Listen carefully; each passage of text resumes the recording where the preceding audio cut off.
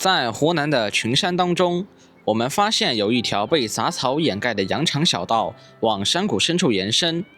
停下脚步，我们的无人机腾空而起，居然发现在山谷的最深处有房屋建筑。在好奇心的驱使下，我们决定徒步往山谷深处探寻。但是越往山谷深处走，道路就变得举步维艰。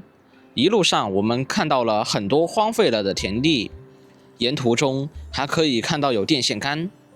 最终，我们翻山越岭，终于走到了一条比较宽敞的碎石路。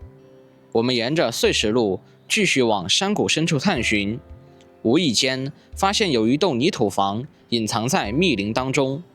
为什么这栋房屋的主人仍然要选择居住在这深山当中呢？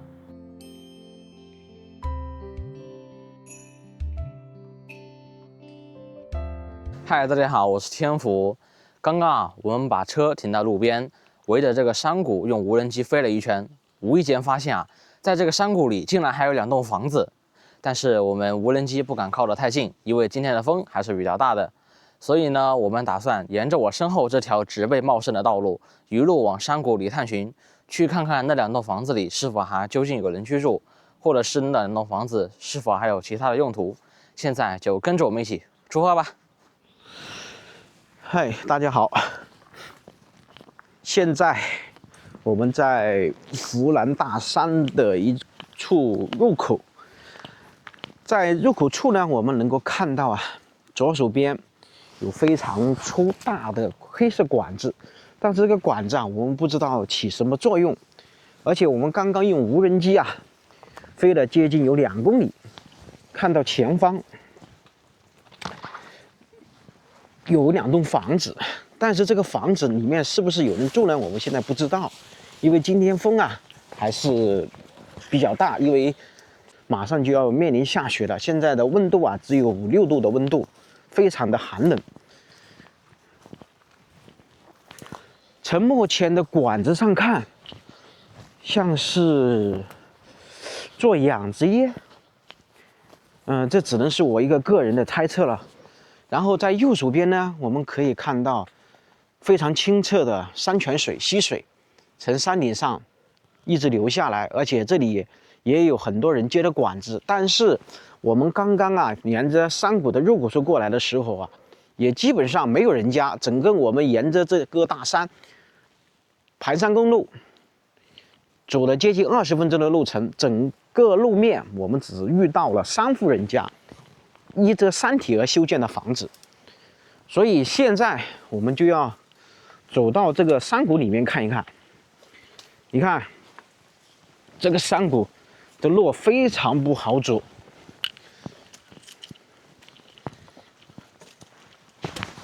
要是下点雨的话，这条路会非常的湿滑。我们要一路攀爬上去。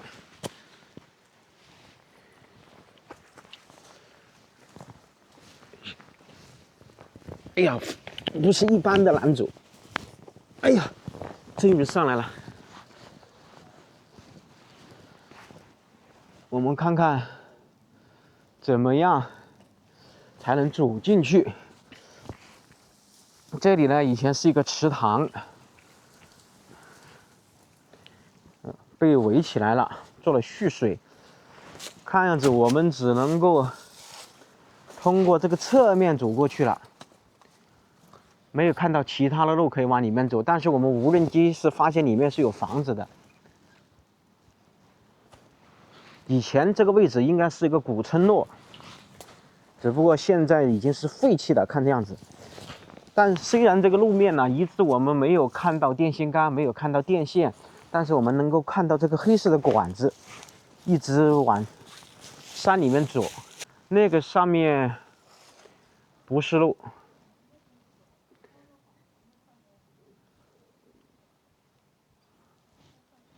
我们去看看那个上面，还是说这个是山羊走过的痕迹，对不对？是的，这里有好多山羊屎。哇，这条路就真的没有路，我们看看怎么过去。我看看这一侧有没有路我们这一次看上去像是要山路探险了。这个走上去的话，也不是一件容易的事情。看上去这里也是没有路。当初这个铺设水管的这个人呐，也是一位厉害的人物。当初他是怎么布过去的这个管子？因为上面完全看不到路。那我们就沿着山羊走的那条路走吧，慢慢走，只要不摔下去。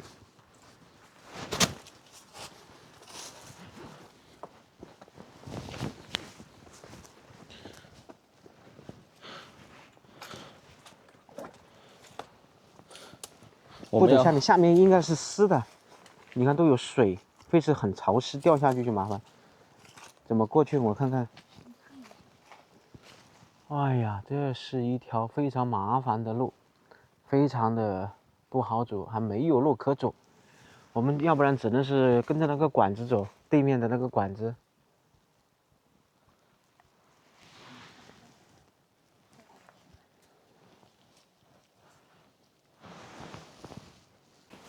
哎呀，别怕了。好了，你看，我们刚刚从这个小坎坡走到这个蓄水的这个池塘里面来了，因为刚好现在不是雨季，要不然都没办法过去。现在呢，我们再沿着这条路爬上去。这个牵水管的人呐，真的是一个人才。哎呀，这个里头是很松远的。是的，我们只能再从那边穿过去了，从旁边另外一侧。而且这个前面我们可以看到用这个大块石头搭建的一个墙面，我们不知道这里以前是座桥还是一个什么样的界面，但是我们可以看到人为搭建的一个石头，非常明显。所以我们从这一面走过去吧。现在再让我们回头看看我们怎么过来的。这是我们拍视频以来最难走的一条路。好，现在我们就沿着这条杂乱无章的碎石山谷里面的一条小路穿过去吧。这里全都是这种石头。看到没有？这上面全部是人工累积的这样的墙体。所以我说这个位置以前是有人居住的地方，所以这个地方啊废弃了最少有40-50年了。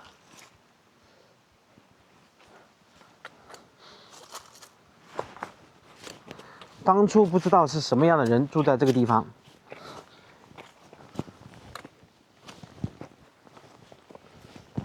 小心啊，不要摔下去了。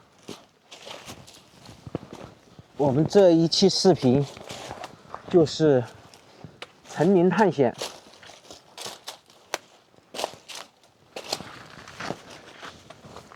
我伸手了啊，慢慢走，不急。好，看它这里都还有用过的这种塑料的围栏，不知道是起什么作用的。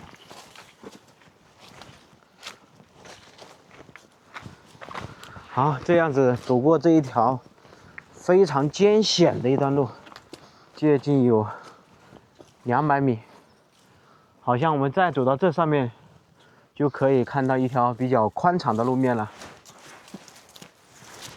然后我们刚刚摘到了一个比较鲜红的野果子，不知道这是什么，不知道能不能吃。这里看上去应该是养羊了，有羊屎。哎呀，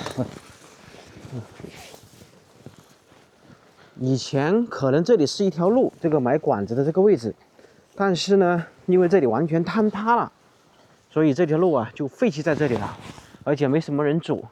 所以我们刚刚走过来，这一片以前是有人住的，而且你看，我们能够看到电线杆，我的正前方就有电线杆了，但是上面没有电线。这棵树应该是以前这里的原住民栽种的树木，只不过彻底已经废弃在这里了。我在这里都听到了水声。你看这里这个石头山，目测都有50米高，而且关键是石头山上面都还有人为累积的那些石块料，而且这个上面也是有人居住。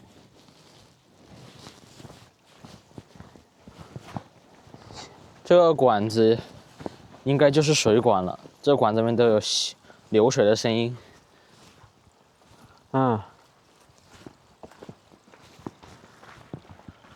你们看，那里全都是用石头垒砌而成的。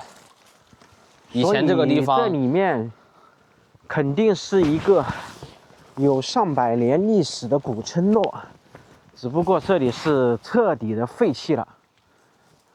那么我们就要具体去看一看里面那栋房子，如果有人住的话，我们就能够问到关于这个废弃村子的一些相关的历史介绍，还有这个当地的一些风土人情。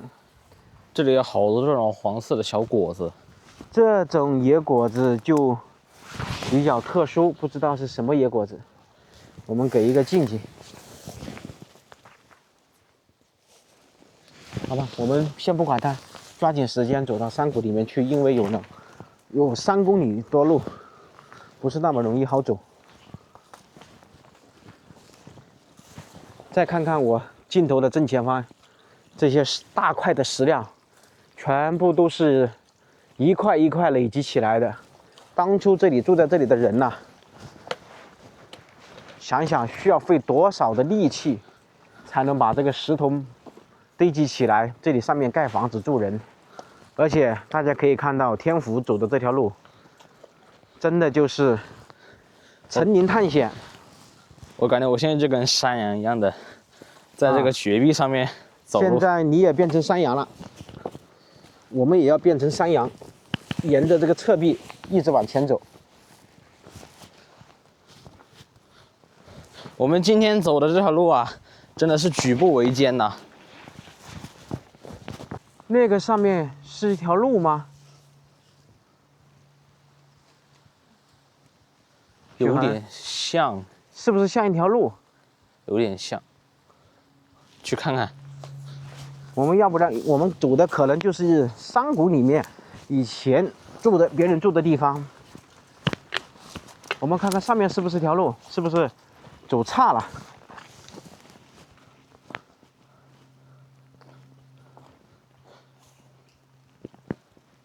是吗？如果不是的话，我们就走左边。来，我们走左边吧，左边应该是可以上去的，因为这里用石头累积来的，应该是一条公路吗？我们从这边上去看一下路面啊，我们这里走上去，看上去就是一条路了啊，没错了。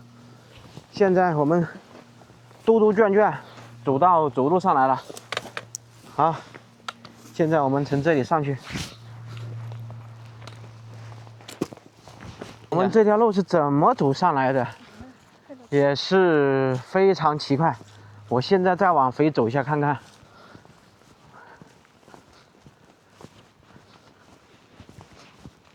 好，不走了，没关系，不走了。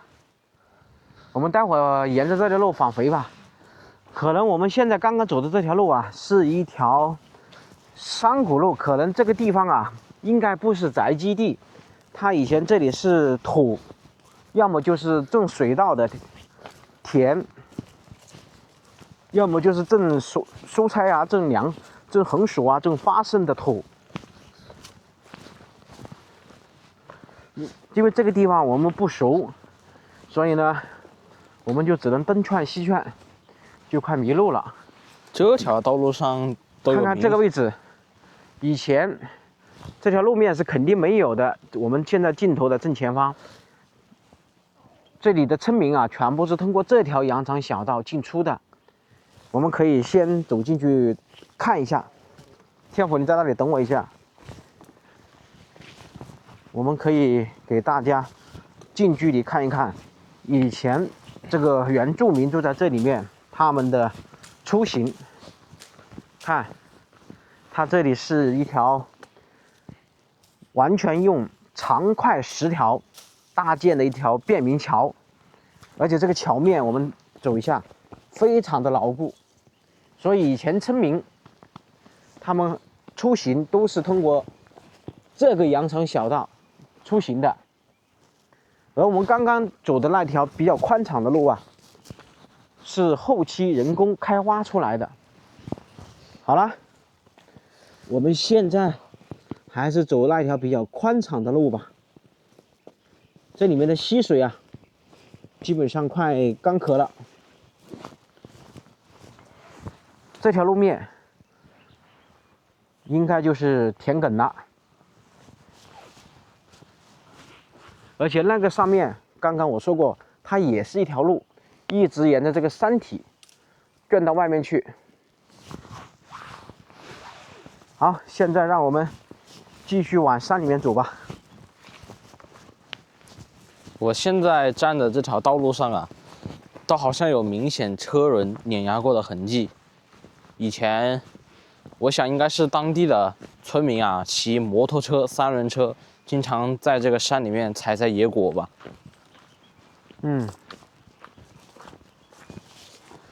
因为我们到了一个陌生的地方啊，完全就是两眼一摸黑。虽然有无人机探路，但是呢，我们只能是走一步看一步。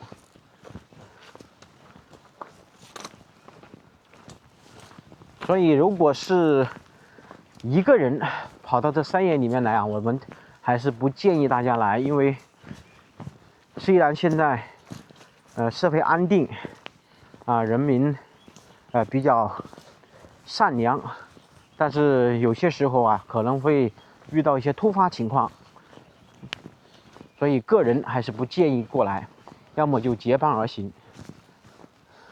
我们在这个山野里面，要是来这里旅游的话，我们要在前一天要看好天气预报，为了防止第二天下雨。如果下雨的话，这种路面啊，全都是这种泥巴路，会显得非常的湿滑。所以呢，出去玩一定要结伴而行，而且要做好充足的准备，才能到这种山野里面去玩、去探索。没错。这种泥巴路面，要是下起雨来，必须要圈雨靴，不圈雨靴是不行的。要不然到时候啊，一脚泥巴。这里还有人用这种水泥修筑的一个这样子的蓄水池。水管是不是就到这里结束了？没有，还在继续往山谷里面延伸。这里有人用水泥修筑的啊，但是我们刚刚看到下面就只有2、3户人家呀，而且是离我们刚刚出发的地方都有接近2公里的路程。先让我们看看这个山谷里面是否还有人住吧，因为电线目前看上去是没有延伸到这个山谷里面来的。但是这个水管现在目前还是在使用，没有废弃。关键两边它也没有走地面的电线。这里全都是有人专门用水泥新修的。看到这个地方，它就没有大的管子了，就只有小管子了。刚刚那个是大管子的终点站。从这个道路上看，这个地方应该以前住的有不少于30-40人，而且我们可以看到有丢弃的包装袋、零食包装袋，那么可以断定这里面啊，经常有人进来。应该是一些爱探险的驴友来这山谷里面游玩。我们在这里是听不到汽车的鸣笛、城市的喧嚣的，只有这种潺潺的流水声。我们又发现了一根废弃的电线杆。这些电线杆上面都没有电线了。这里应该也是以前这里的村民的菜地吧？左手边，这里以前应该是一个牧场了。这里还有一棵枇杷树，这以前也是村民这里种的，现在只不过没有人生活在这里了，已经废弃了。还有上面这一棵应该也是个枇杷树，也是废弃掉了。哎，我们走到这个位置，这个树枝它们怎么是倒立着的呀？这上面看上去像是电线，这个电线不知道有没有作用，很奇怪。它这个树是倒着的，可能是这样故意压着的。看这里还有电线杆，然后这里呢，居然还种了东西，还有当地村民种的东西。我看看这上面种的是什么，而且这个路面啊被清理的比较干净了，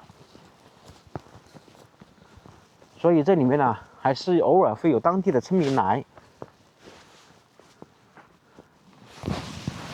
这个种的是甘蔗吗？但是又不像甘蔗，甘蔗不会种的这么密集。应该这是种的给牲畜吃的一种青草料。到了冬天啊，因为牛啊、羊啊、马呀这些牲畜啊，它们要过冬嘛，它们要吃这种绿色的东西，所以他们栽种了这些东西。因为到冬天羊是不可能出来觅食的。不知道我说的对不对啊？看两边都是高山，我们就是走在高山中央的开出来的一条公路。这个植物我知道，之前我们遇到过，叫赤田茄，这种黄色的果子。它主要的作用呢是有利于缓解牙痛。还有什么其他药用价值没有？它主要是缓解牙痛，然后它主要是缓解牙痛，而且呢，它必须要和其他的中草药混合在一起使用，才能有利于牙痛缓解，而且还要必须在那种医生的指导下使用。如果你没有在医生的指导下使用的话，那可能会对身体产生不利。有可能会中毒，对不对？是的。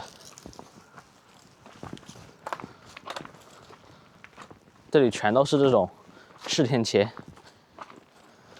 如果是不熟悉的人呐，千万不要让小朋友误食了采摘啊。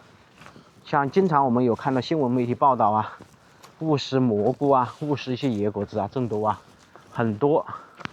从这条路面看上去，修这么宽的一条公路，差不多有2.5米宽，可以通拖拉机，甚至可以通小车。那么就可以看到，当初这个地方，绝对是一个还算比较热闹的一个古村落了。只不过是可能很多大山里面的孩子啊，一旦走出去以后，他们再也不想回到这个伤心地。为什么这个地方我把它叫做伤心地呢？因为可能在他们的童年啊，要靠山吃山。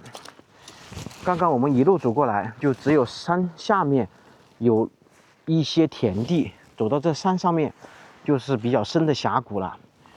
那么他们要吃、要用、要圈，尤其是家里生4个孩子、5个孩子的，那么他们怎么办呢？那么基本上就是衣服大的圈完就给老2圈、老3圈、老4圈，这样子圈下来。那么吃这块呢，那就无非就只能是粗茶淡饭了，可能还吃不到粮食。那么他们一旦有机会走出大山以后啊，他们就会再也不想回到这个地方了，甚至都不愿意多看一眼。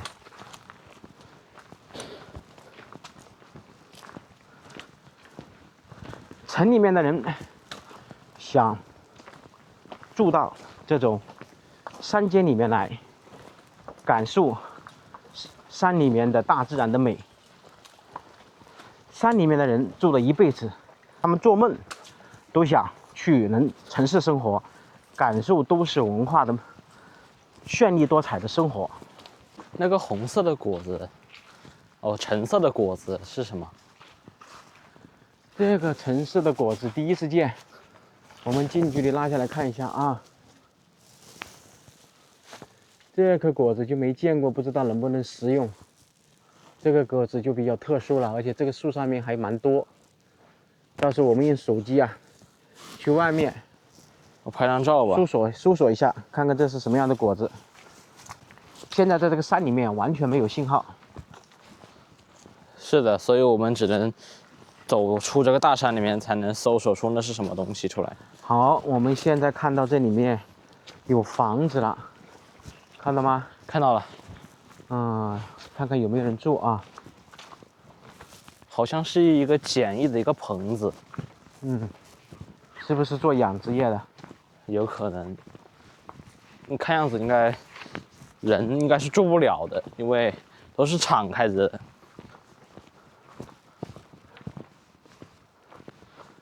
这里看上去应该就是养山羊的地方啦。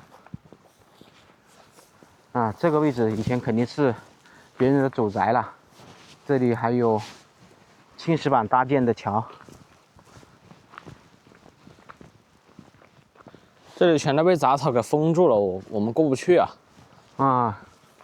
那么看起来这里面也废弃了，甚至养羊都废弃了，都没办法养了。是的，没有羊。整个这一片村落就彻底被杂草给掩盖了。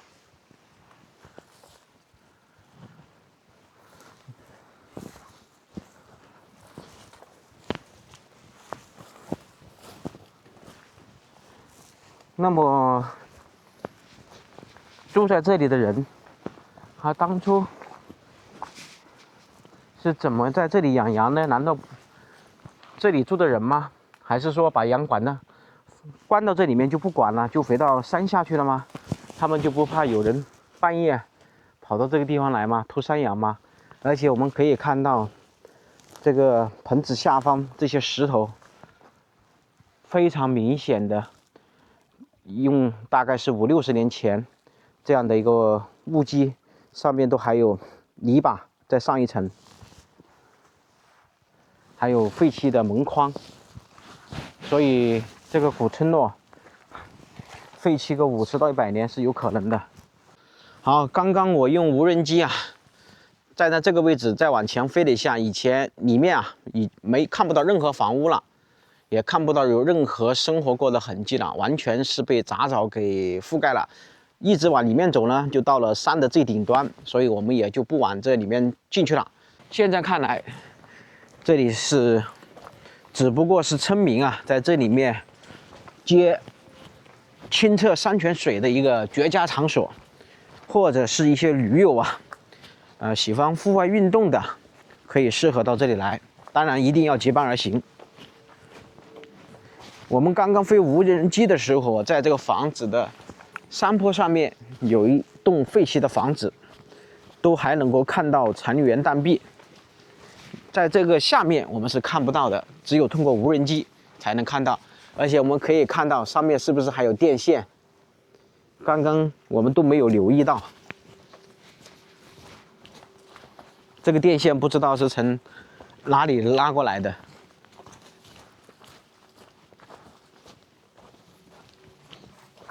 我们循着这个电线再看一下，它是怎么来安装的，或者是当初这里养羊的人住在那个山顶上，牵了电线，住在这山上面，羊呢就住在这个山脚下。这个电线就在这个位置就非常明显了，这里有电线杆。这里这一节就没有废弃掉。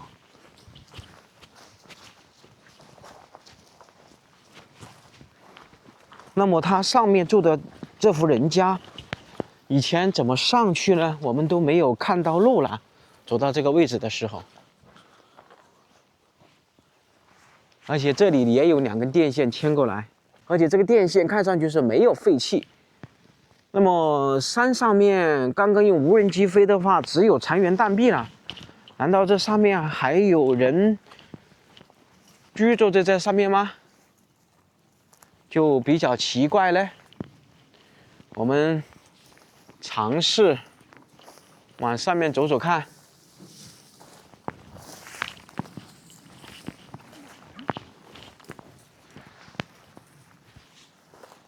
这里都看不到有路上去啊！这里有一条便捷的小路，我们现在看到一条便捷的小路了，可以通过这个位置走上去。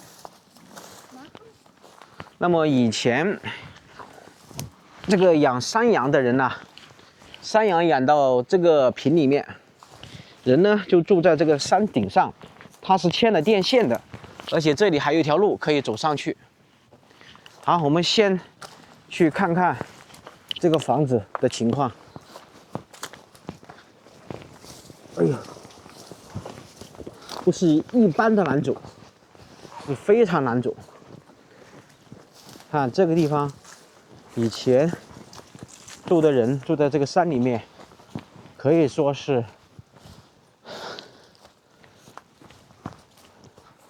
完全的世外桃源了。啊，这里面都是以前原住民栽种的竹子，然后现在这里成片成片的竹林了。哇，这户人家住到山顶上，完全没有路了，所以养山羊的人住在这上面，他也没办法待在上面生活。好，我们沿着这个山路这样卷上去看看。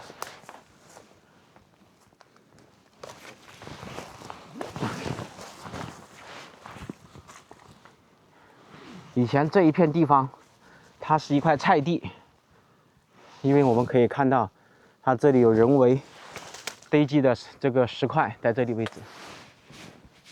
正常它应该是围着这个山体卷上去的。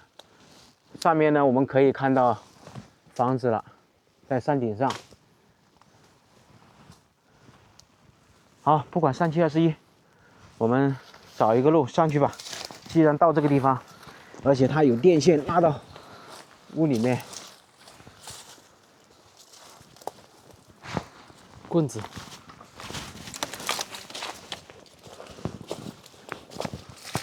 哇塞！哇塞！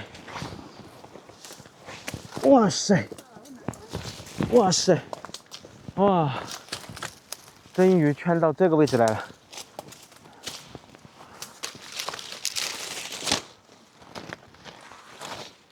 这户人家住到这山顶上，都还帮他拉了电线，真的是不可思议啊！而且这个电线应该是都新拉不久。哎呀！那么这户人家，他上下山可不是一件轻松的活啊！这个路，哇，那不是一般的难走，超级难走。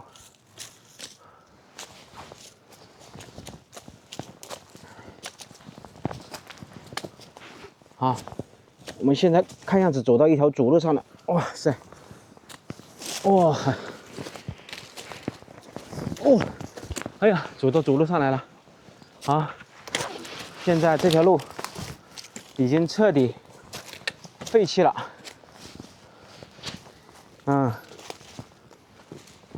完全没有人走了，看样子荒废了有个5年左右吧。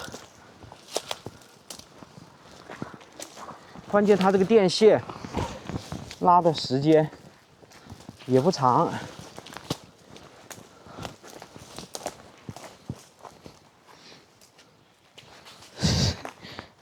你看这里都还有这种倒的树枝，把这个路啊都彻底拦住了。好，我们把这个树蹬到下面去。现在就可以过去了。看这户人家，他还挖了2条路，可以走到山脚下去。这里还是挖了一个平台，在这个位置。我现在终于理解他为什么要坐到这个山顶上了，因为山顶上它的阳光更加充足，视野呢更加的开阔。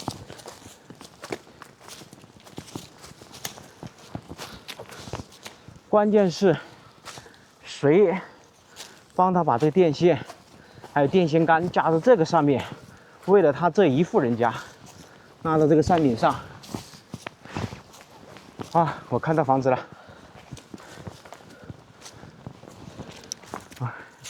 虽然这个房子废弃了，但是我还是要来看一看。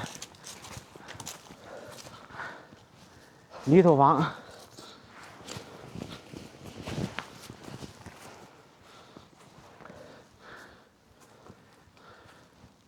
刚刚这个电线杆，它的电线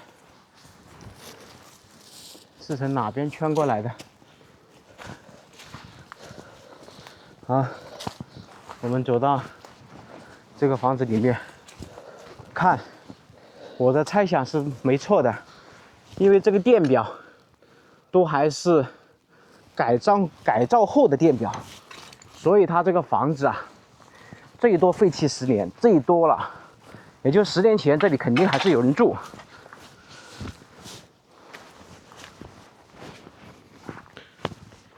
但是住在这个山顶上，尤其是这泥巴房，如果没有人打理，没有人继续维护的话，所以它很容易倒塌。而且以前这个山顶上就只有他这一户人家住，我们现在看不到第二户人家了，因为我们刚刚用无人机飞的时候，就刚好只看到这里有一个屋场在这里。这里还有废弃的这个木桶，这个木桶可以以前泡澡或者做其他的用途。看看这里面还有柜子好了，我们虽然爬上来只给大家拍摄1分钟不到的视频，但是我们觉得还是值得的。我们刚刚爬上来走了接近10分钟，完全没有路了。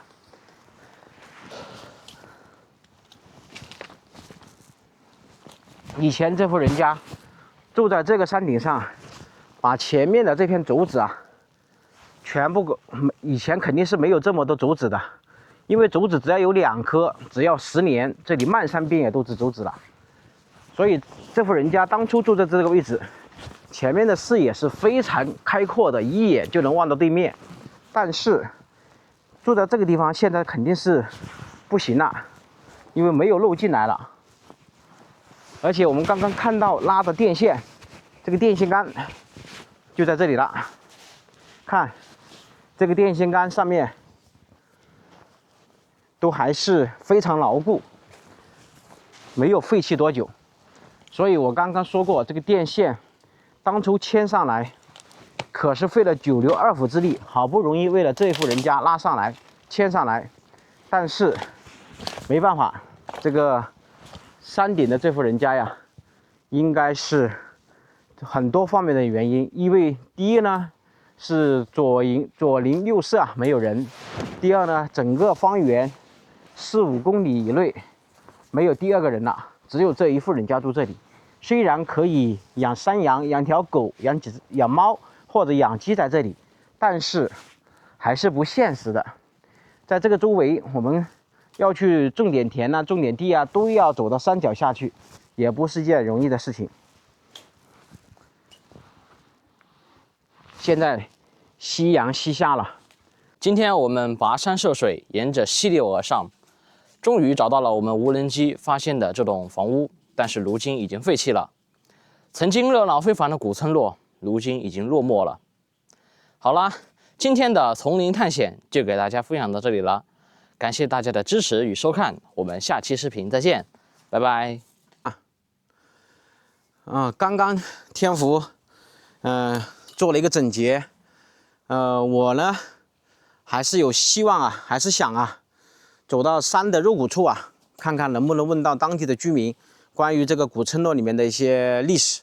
但是物是人非啊，人去楼空，这里已经彻底的废弃在这里了，好吧？现在我们抓紧时间走到山脚下去，看看能不能有幸遇到当地的村民。这里就这2栋房子啊，没错了，就是我刚刚在视频里一直说过的，就是整个这几公里以内就只有2栋房子。现在没错，真的只有只有这2栋房子在我们的镜头里面。那么这2栋房子应该也是城里面搬出来，搬到这个公路上来的。这个房子修完以后看起来都没有人住，啊，都荒废在这里了。而且这个面积啊是单独挖出来的一个屋场，这个屋场当初挖出来应该是可以修2栋房子，但是现在目前只修了1栋房子在这里了。哎呀，来了，你们好啊！我们刚刚去山里面去玩一下，都没看到人。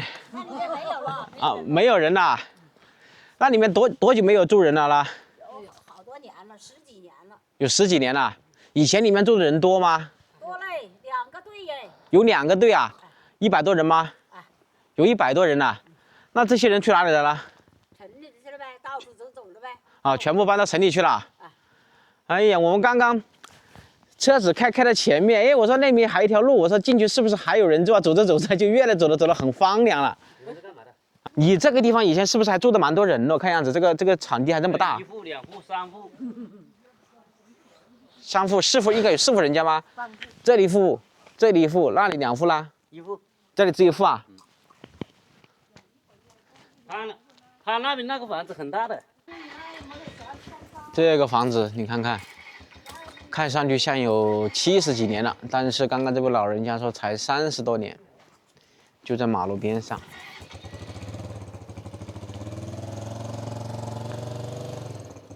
都是城里面的女婿跑到这个乡下里面来。你这里不搞个护栏？没有搞。搞护栏不安全点吗？防止小孩子啊，或者你的外甥啊、孙子过来，不就跑上去吗？我的孙子都大了。啊，都大了。你告诉我。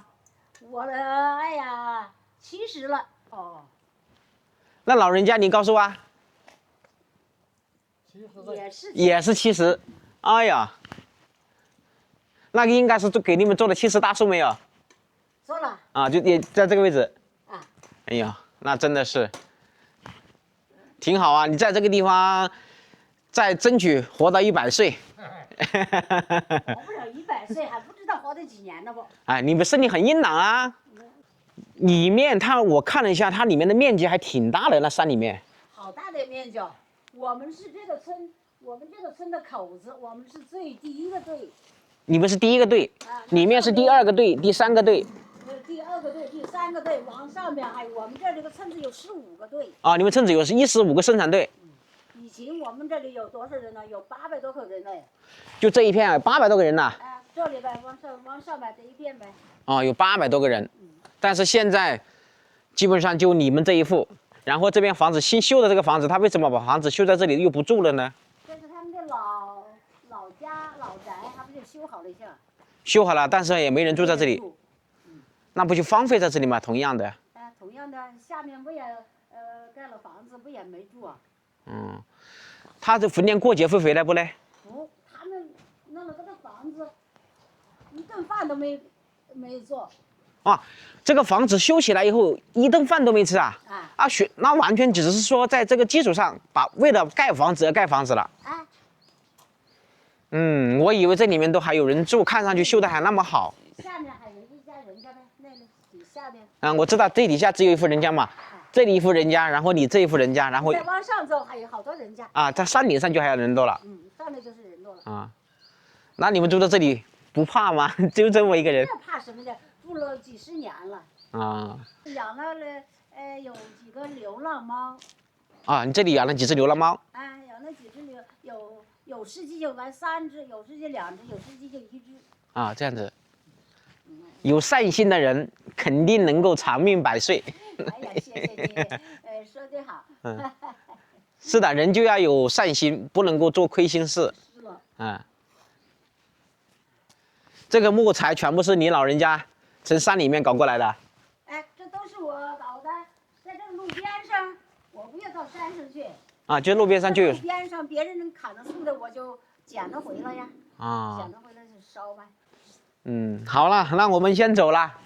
好，谢谢。谢谢啊。慢点走啊，生活平安，生活平安。好，谢谢。奶奶拜拜。嗯。